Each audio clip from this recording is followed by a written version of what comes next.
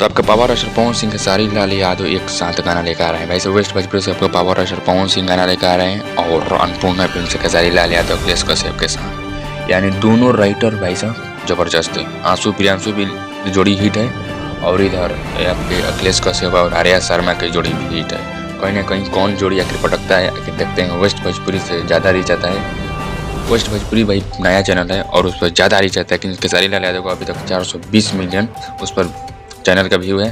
और आपके ट्रेंडिंग है खेसारी लाल यादव का अन्नपूर्णा फिल्म से भी, मतलब दोनों चैनल हिट है। कहीं ना कहीं देखते हैं कौन आखिर जोड़ लगाता है और कौन आगे बढ़ता है, क्योंकि जोड़ी दोनों हिट गाना देती है। आंसू प्रियांशु भी हिट गाना देते हैं। अन्नपूर्णा फिल्म से खेसारी लाल यादव और अखिलेश कश्यप और आर्या शर्मा भी गाना हिट देते हैं। कहीं ना कहीं शिल्पी राजू इसमें भी गई है, शिल्पी राजू इसमें भी गई है, कहीं ना कहीं दोनों में गाई है।